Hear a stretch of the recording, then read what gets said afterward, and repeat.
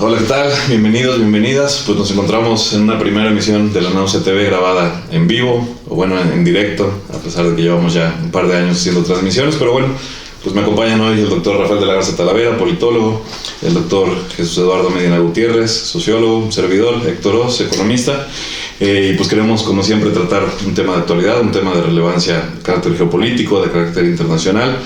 Queremos pues empezar una serie de programas un poco respecto de la política de los Estados Unidos, lo que está sucediendo en el país vecino, pues pensando un tema que si bien hemos tocado en el canal, pues creo que le podemos dedicar con un poco más de profundidad al análisis en términos pues de la crisis social, de la crisis política, de la crisis que vemos que se recrudece y que se está experimentando en el país vecino. Sabemos, por ejemplo, que el 14 de junio pasado hubo protestas masivas llamadas No Kings, precisamente en relación a un desfile que se planteó por parte del presidente de los Estados Unidos para celebrar, muchos decían que su cumpleaños, aunque bueno, era el aniversario del ejército también. Y el día de hoy, que estamos grabando en 18 de octubre, hubo también protestas multitudinarias, pues relacionadas con la situación crítica que viven los Estados Unidos, acontecimientos que han pasado en los últimos meses, el asesinato de Charlie Kirk, que lo pudimos tocar en el canal, todas las protestas que tienen que ver con la cuestión palestina, que también de una u otra forma tocamos en términos de la repercusión que tuvo en movimientos en universidades, la represión, y por supuesto, bueno, los movimientos que hemos visto desde principios del último cuatrienio de Trump, que tienen que ver con la cuestión de la migración, ¿no?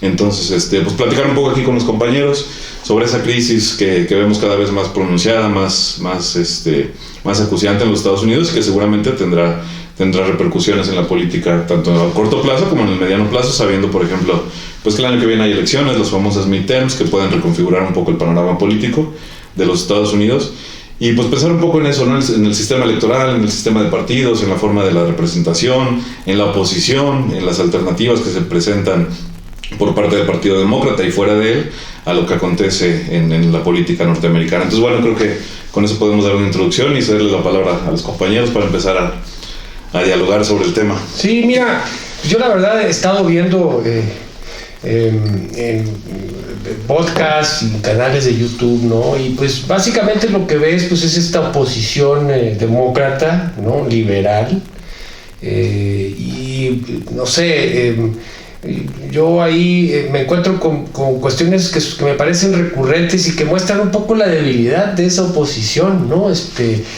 Yo no creo que el avance que haya tenido Trump sea por su habilidad política y por su capacidad comunicativa, no lo creo, es más bien una oposición fragmentada, y que está sobre todo muy centrada en Bernie Sanders, en esta oposición institucional.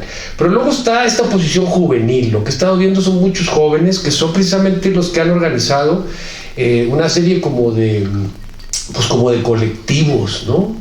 De colectivos que son los que en realidad están operando la marcha de hoy, ¿no? Y vi varios jóvenes que tienen una propuesta más en el margen de la cuestión institucional, con todas las limitaciones del caso.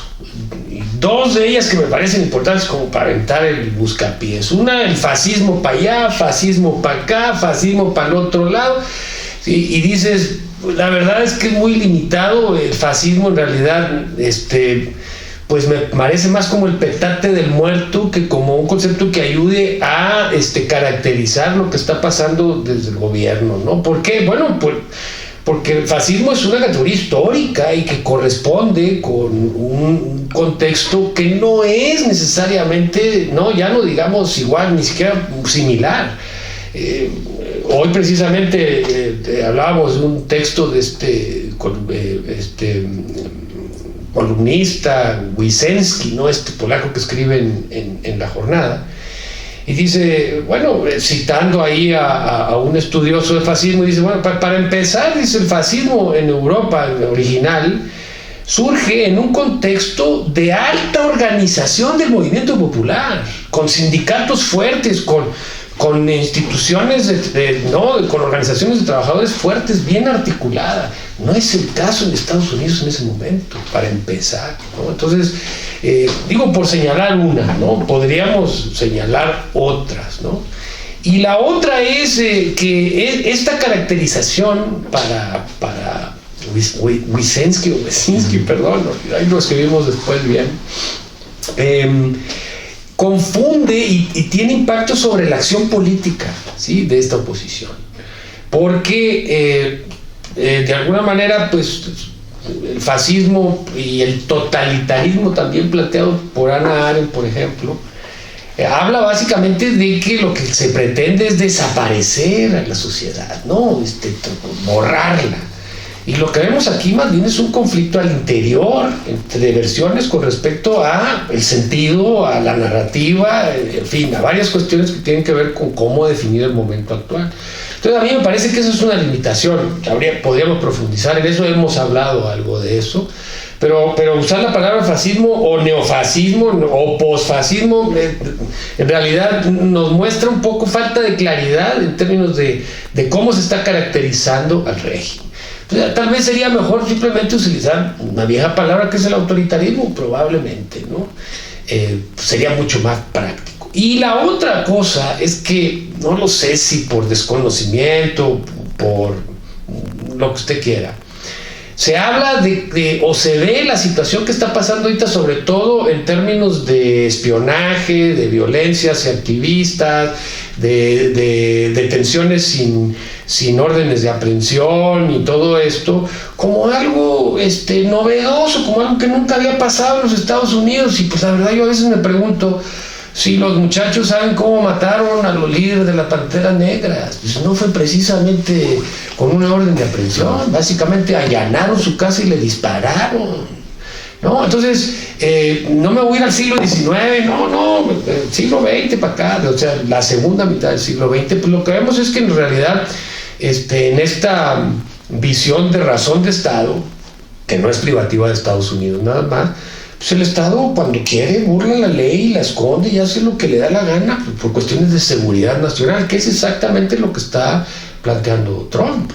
Entonces cuando habla de Antifa, ¿no?, que en realidad no es una organización ubicable, ni mucho menos, que además Antifa se funda en Alemania después de la Segunda Guerra Mundial, no es algo nuevo, ¿no?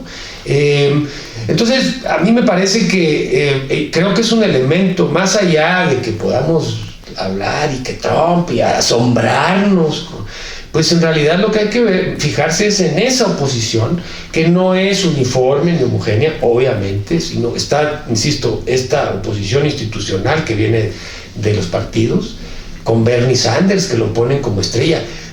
Bernie Sanders no pasa del liberalismo y Ocasio-Cortez menos, o sea, entonces yo tengo respeto porque son oposición, pero son una oposición muy tibia para mi caso, porque además no se quieren mover de esto. Y la otra, que es la novedosa, que es Mandami, pues Mandami tampoco se está moviendo en la visión socialista de izquierda radical, por supuesto que no, por más que les llamen de izquierda radical, pues eso es lo que dicen desde el poder, pero me cuesta trabajo, ¿no? Entonces, bueno, creo que estas dos cuestiones no me asombran.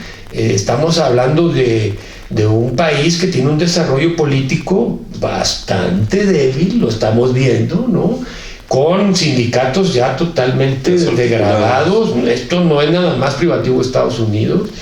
Y lamentablemente los jóvenes, en todo lo que pasó al principio del año pasado con las universidades, pues no se pueden movilizar en las universidades, entonces están saliendo a la calle. El día de hoy se habla de no sé cuántas, varias, 30, 40 ciudades, se habla de varios millones de movilizados, pero difícilmente podemos asumir que tienen una agenda común, que está.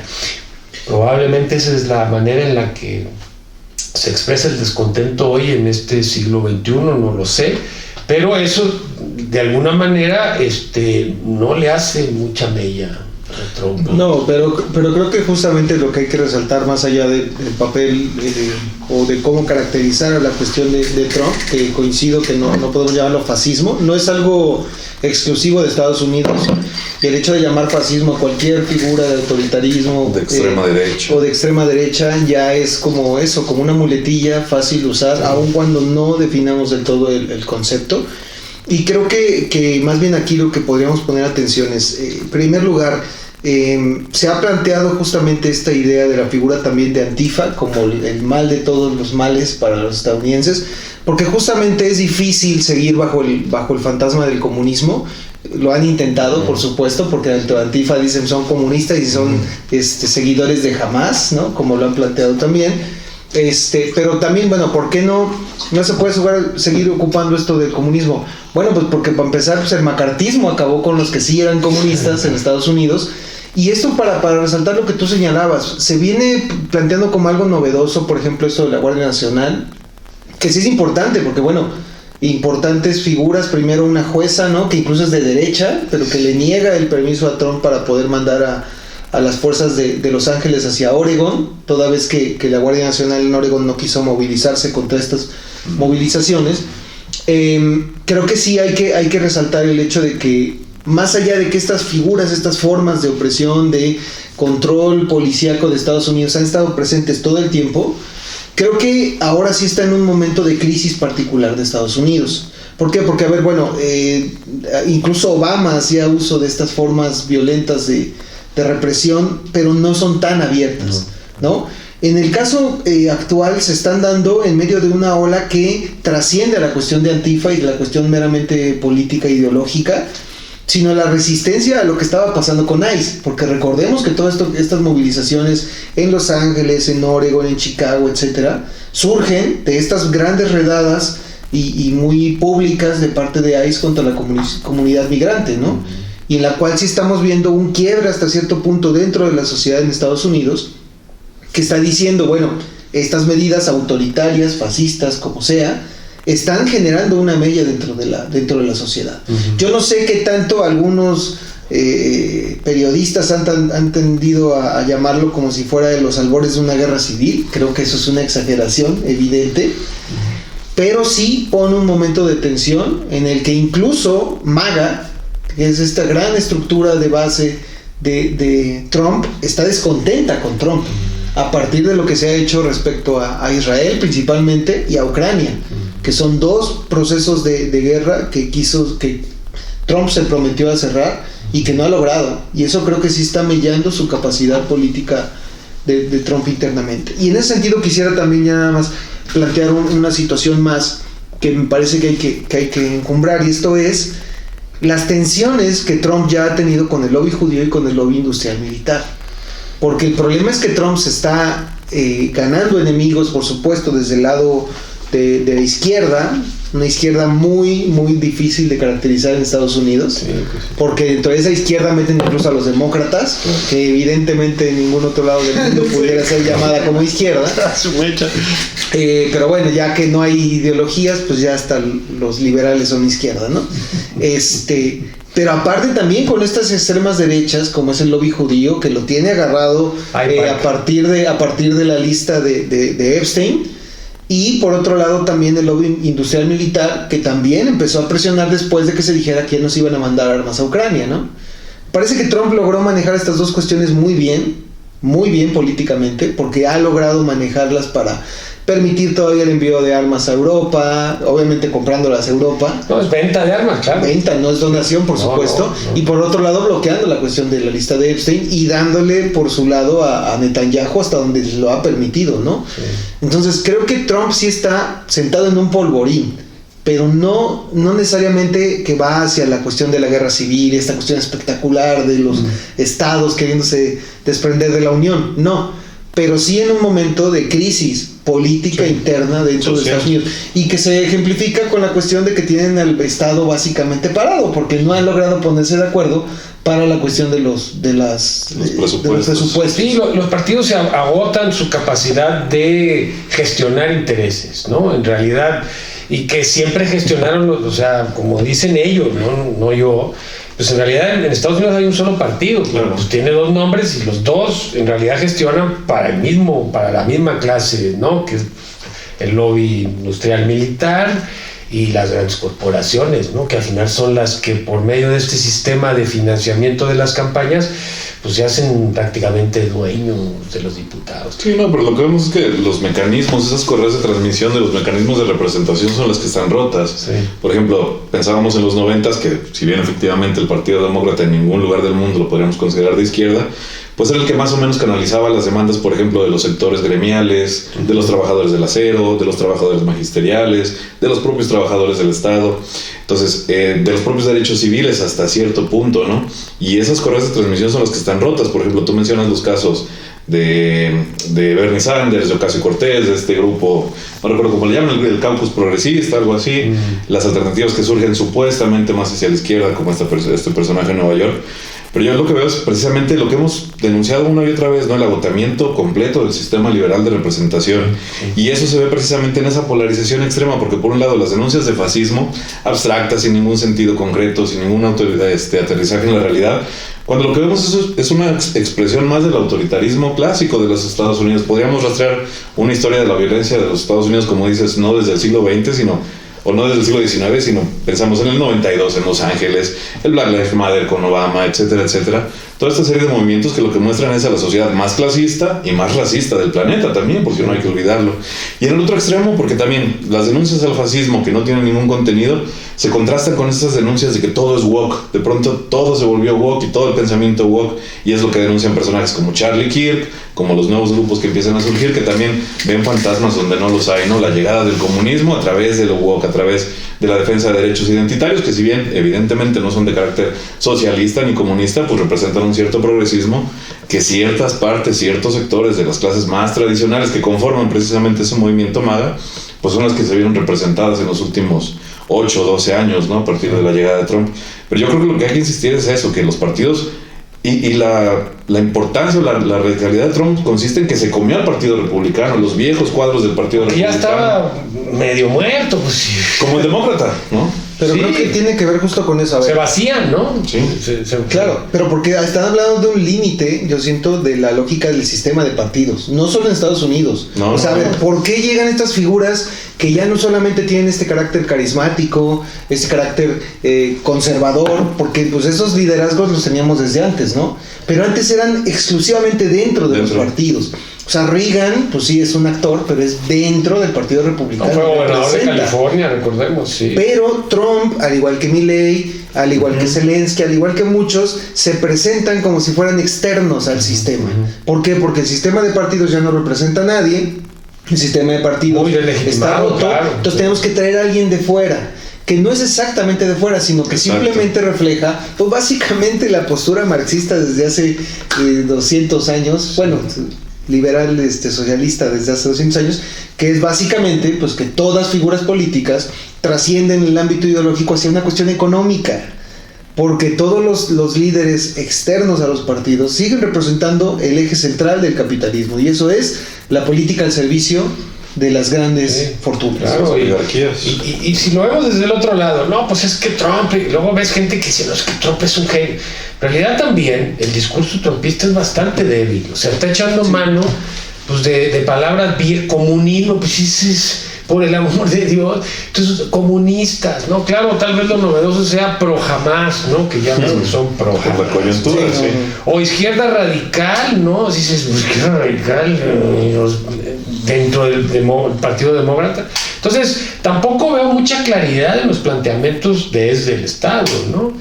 No veo que tengan una ideología entendida como proyecto político claro. No, pero exacto, entonces en función de lo que decía Jesús, yo lo que veo es que todos los populismos de izquierda y de derecha lo que han venido a hacer es a darle oxígeno a ese sistema de partidos quebrado, pero para continuar con políticas neoliberales. Sí. Es decir, claro, Milley, que se plantea como un anarquista, como anarcocapitalista, no, vemos la continuidad exacta de las políticas de Menem, ¿no? Y lo mismo con Trump, desde el otro ámbito, o Orbán en el caso de Hungría, qué sé yo, todos los personajes tanto de izquierda como de derecha que entran a revitalizar ese sistema de partidos que hace 10 años, 5 años empezó a manejar como populistas.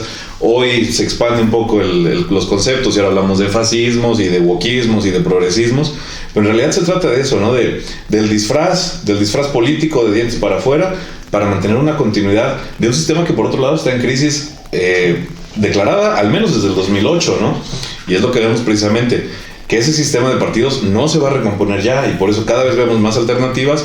Digo, la clave principal es cuando empezamos a ver partidos que no tienen nombre de partido, es cuando se empieza a romper el sistema. No, o peor, cuando ves que a pesar de que los dos partidos son entelequias, no hay una opción que puedas decir, bueno, pues aquí va a haber un partido nuevo que va a cambiar el sistema de partidos, y no vaya a pensar que estoy haciendo la comparación con Morena, ojo, porque luego ya saben que se anotan. No, la verdad no es por ahí la cosa, sino de la debilidad propia del sistema de representación, que no logra establecer una nueva fuerza política que pueda tomar la estafeta de dos partidos que vienen de lejos, o sea, esos vienen desde el siglo XIX. Y que han cambiado sus roles, además. No, además, sí. Bueno, es escofrénico, sí. Porque resulta que los que estaban por los esclavistas además eran los republicanos, los esclavistas eran los demócratas, y de repente, esa parte no la conozco bien de la historia, los demócratas acaban siendo los que apoyan a Tammany Hall y a los irlandeses, y empiezan básicamente a integrar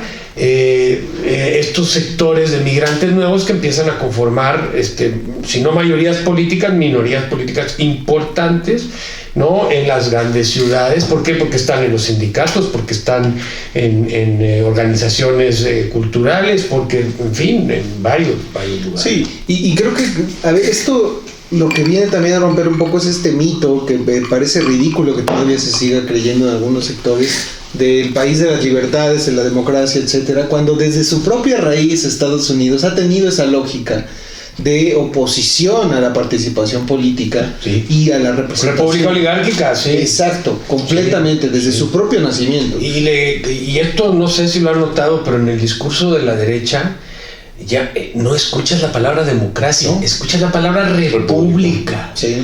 Que es como surge en realidad Estados Unidos, como una república oligárquica, no sin pretensiones democráticas en lo absoluto. No, y ni siquiera sin pretensiones, sino con el deseo explícito de contener a la democracia. Sí, totalmente. Tocqueville, Hamilton.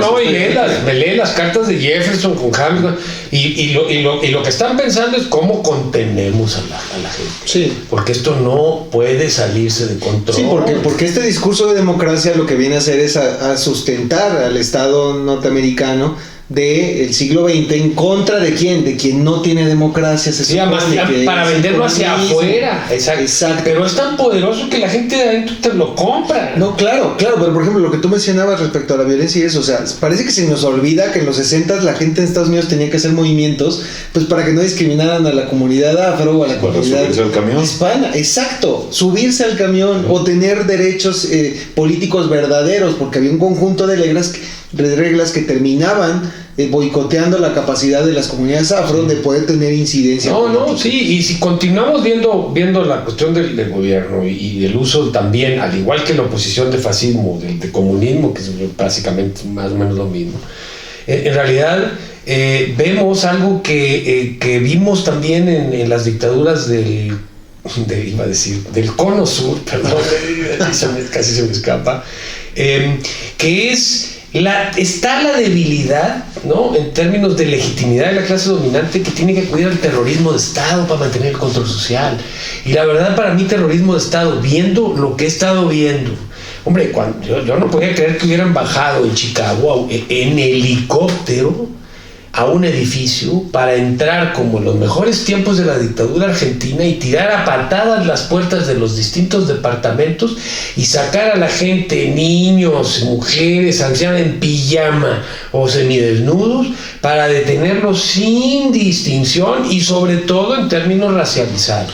Pero fíjate, ahí diferimos. ¿A poco no es más terrorismo de Estado la zapa sistemática que hicieron los gobiernos de Biden, de Obama, para que eso que no se veía en las cámaras se hiciera de forma mucho más sistematizada y con números mucho más grandes? Estoy de acuerdo en que entonces lo que tenemos es la sociedad del espectáculo, y lo que dijimos es todo lo que hace Trump tiene un sentido electoralista, pensando en las siguientes. Entonces, sí, esas grandes acciones militares, el hecho de mandar a los soldados que ni saben desfilar, por cierto, a las ciudades, pues está pensado precisamente en las próximas elecciones, en las elecciones inmediatas, porque no hay un proyecto político ni siquiera a mediano plazo, ni siquiera a corto plazo. Se habla mucho también de que todo esto de la Guardia Nacional es para controlar espacios, porque sabemos que se van a los estados demócratas, de las ciudades demócratas, preparando la posibilidad de suspender elecciones en lugares donde no pueden ganar. Sí, porque parece una locura, pero es que Trump ya está reclamando el derecho del presidente de violar la autonomía de los estados y determinar,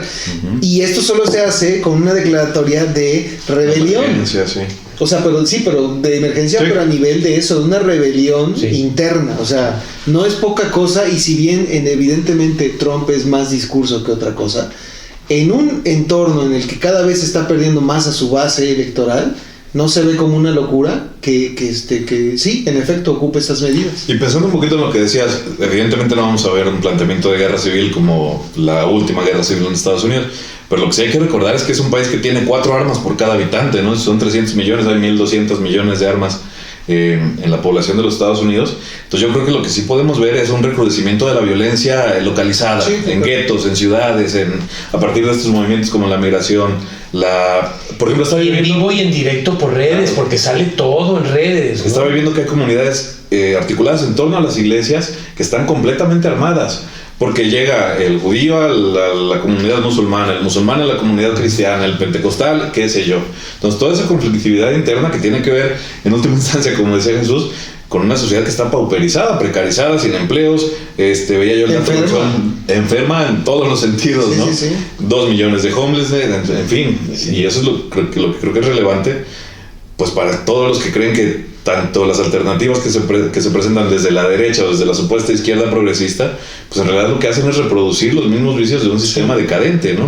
Y que en Estados Unidos, que es la cuna o la hegemonía mundial durante los últimos 40, 50 años, pues creo que es donde se ve más recrudecida esta situación. Sí, yo creo que les alcanzó la crisis a los gringos. Pues se dieron cuenta. Lo que veíamos en los países subdesarrollados, se dieron cuenta.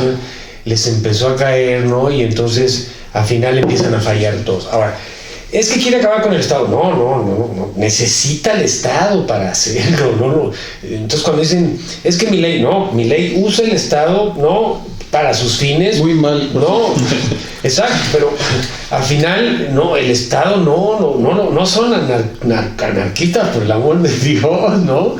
Quieren de alguna manera recortarlo y debilitar sus instituciones para centralizar aún más el poder. El Congreso está paralizado, toda esta cuestión del paro, ¿no? Paro de gobierno, es básicamente porque el Congreso no quiere dar su brazo a torcer en el sentido del manejo de los dineros y del fin del Medicare y de varios de los programas. También es parte de son los que sostienen a los demócratas en términos electorales. También es parte de la política tradicional, porque no es la primera vez que se cierra el gobierno, ¿no? Les ha pasado a todos. Paro gubernamental. Quizá ha durado un poquito más, pero eventualmente se va a resolver porque efectivamente no pueden mantener cerradas. Y sin embargo el ejército queda en el centro otra vez porque a eso sí les van a pagar, y hasta además dice, va un super cheque porque sigue. Entonces claro, es una situación complicada de analizar porque las cosas están pasando muy rápido. Y el aumento de la violencia es cada vez más rápido. Lo hablé con personas que están trabajando con migrantes en California y hace 2 meses, 3 meses dijo, no, esto es básicamente una escalada, poco a poco más. Ahora ya le disparan a la gente, ahora ya, bueno, hasta hubo unos policías, creo que eran de Chicago, que el ICE y los encapuchados estos le aventaron unos gases, 20 y tantos policías que tuvieron intoxicados. Ahora sí, como diría la raza, para que vean lo que se siente, cabritos. Pero indignadísimo la policía local con estas fuerzas federales, ¿no? Y luego por el otro lado, Chicago asombrado y hablándole el gobernador de Chicago al de Texas para decirle, oye, no mandes tu Guardia Nacional, no la mueles a Abbott, que es totalmente seguidor de Trump, ¿no? Entonces, todo muy mediático, Ted Cruz, creo que ayer, ¿no?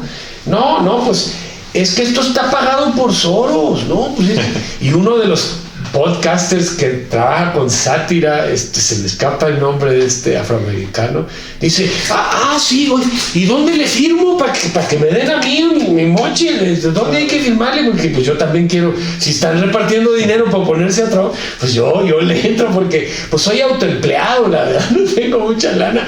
Entonces, a mí me parece que la respuesta muestra un poco el nivel de desarrollo político de una sociedad que se supone que es ejemplo para el mundo de la democracia y la política, y lo que nos está mostrando es que Estados Unidos inició como una república oligárquica, se desarrolló como una república oligárquica y sigue siendo una república oligárquica. Sí.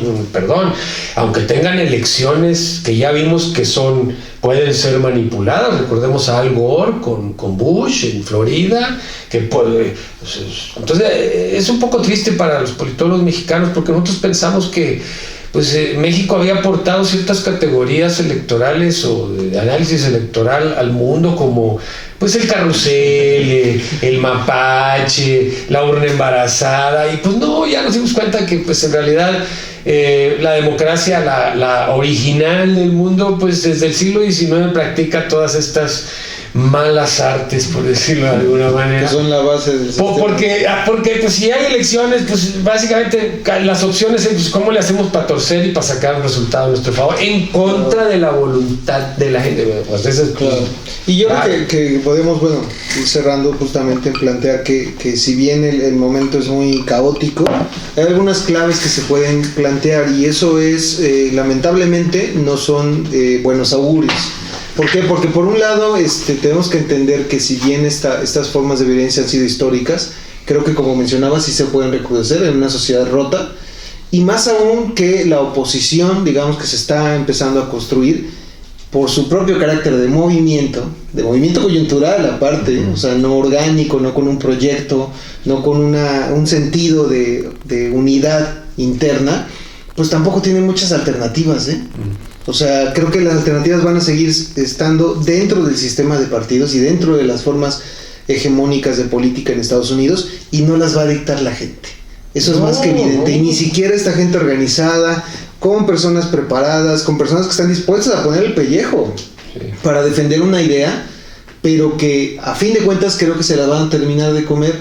Algo, y con eso cerraría yo, algo que se ha planteado en algunos artículos, que es las compañías están tomando cada vez más poder, y el hecho de la compra de TikTok creo que podría ser la pinza que cerraría lo que algunas empresas están haciendo en Estados Unidos, y que van a terminar por, pues yo creo que no en un futuro no muy distante, sí generar una sociedad distópica. No, de control. Es que lo más siniestro no es del Estado, son esas corporaciones que se están haciendo. Como Palantir. O sea, ya parece ser que Musk va a ser el primer trillonario del mundo, porque están acumulando, y este cuate que compró TikTok en Estados Unidos, ¿no? Ya tiene Paramount, o sea. Y dice que, como es un gran apoyo, fanático de Israel, lo que quieren es revertir la tendencia del desprestigio de Israel entre los jóvenes. Sí, porque en TikTok fue donde se dio. Pero yo me pregunto, ¿en realidad o sea, es tan sencillo como eso? Pues el algoritmo. YouTube es el ejemplo claro. Nosotros no sé cuántas personas nos ven. Es la clásica manufactura del consenso a la que se refería Chomsky, ¿no? Ahora compartimos ese artículo, lo leímos. Yo lo que digo es, a mí no me suena tan distante de lo que hizo Hollywood hace 100 años, ¿no? Esa precisamente la creación de una cultura de una opinión, que como dicen, la opinión pública en realidad es la opinión publicada. Sí. Claro que ahora son redes sociales que por un ratito se les escaparon de las manos y ahora buscan cómo controlarlas. Pero sí, efectivamente, esos movimientos que señalas, pues yo creo que hay que señalar que no son oposición dentro del sistema, que no son oposición real en términos prácticos, ¿no? Porque hay sistemas de partidos que luego a lo que siempre nos vamos, que son un poco más abiertos, como el mexicano, que permite que apareciera un partido aparentemente de la nada, ¿no? En Estados Unidos es completamente imposible que surja otro partido que pueda contestar realmente en términos de poder. Entonces, no, y que defienda a la población, un partido que gestione interés de la población. Eso es el porque de los otros pueden salir, pues es una cuestión de dinero. Y como dices, ni Bernie Sanders ni Ocasio-Cortez representan a esos trabajadores, etcétera, etcétera. Entonces, tú escuchas el discurso de Bernie Sanders, le costó un trabajo denunciar el genocidio en Gaza, bueno, no se atreve hasta la fecha. Y Ocasio, pues digo, es una mujer valiente, lo que usted quiera, sin duda, pero por algo está dentro del partido, muy por algo está y dentro del partido. son las fichas, la esperanza de los demócratas. Entonces dices, pues, híjole, ¿no? Entonces yo creo que es muy delicado, porque el colapso de la República estadounidense, su implosión, lamentablemente va a tener un impacto en todo el mundo, y no digamos en su, perdón que lo diga, patio trasero, que no es trasero, yo digo que es el patio de adelante, ¿no? Del frente, mirando hacia el sur, ¿no? Mirando hacia el norte, ¿no?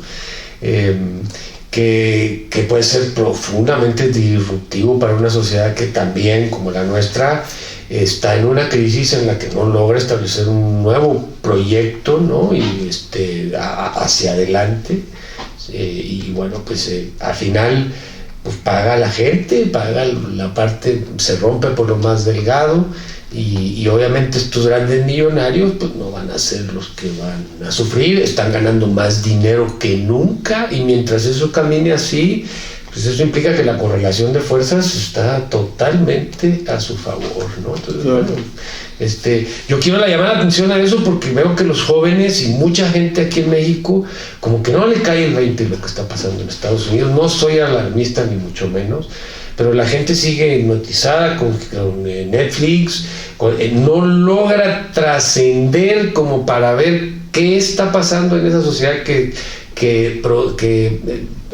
crea esos productos culturales tan exitosos y tan consumidos en el resto del mundo. Entonces, pues eso es un poco la intención de hacerlo hoy, ¿no? Digo, no es que no duerma y me quite el sueño, pues no, pero la verdad he estado este año en Estados Unidos en 2 ocasiones, una en la costa oeste, otra en la costa este.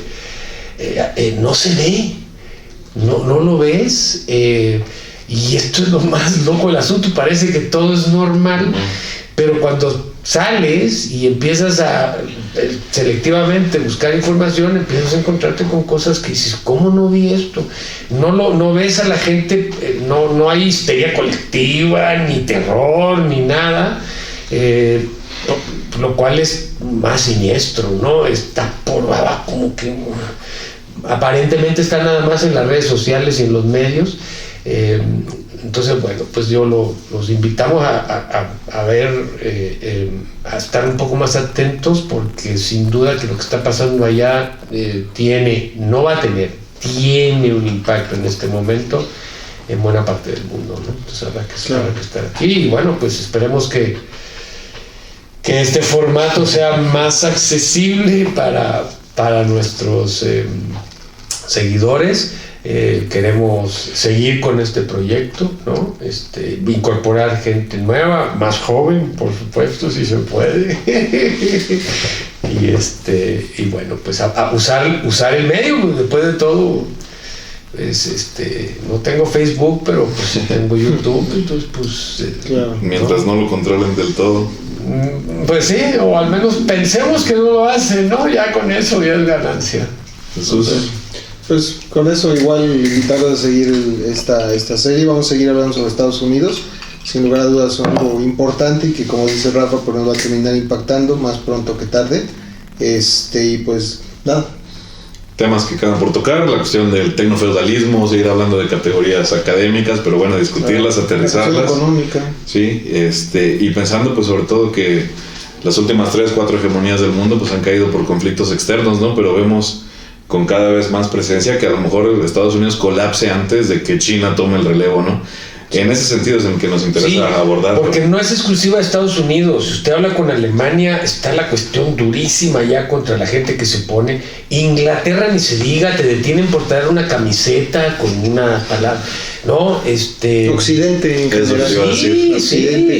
Discutir la categoría de Occidente y ver las crisis, una del sistema político de Occidente y evidentemente de las cuestiones económicas y lo que implica el ascenso pues de otras potencias, digámosle, por el momento. Pero bueno, creo que la podemos hacer por aquí. Gracias a quienes nos Gracias a la acompañaron. producción. Gracias a la producción. Y como siempre, pues solicitarles el apoyo al canal, la suscripción, regalarnos un contenido, comentar si agradó el nuevo formato, si no hubo muchas pérdidas de audio por ahí, pero bueno, por aquí nos encontramos la próxima. Gracias a todos.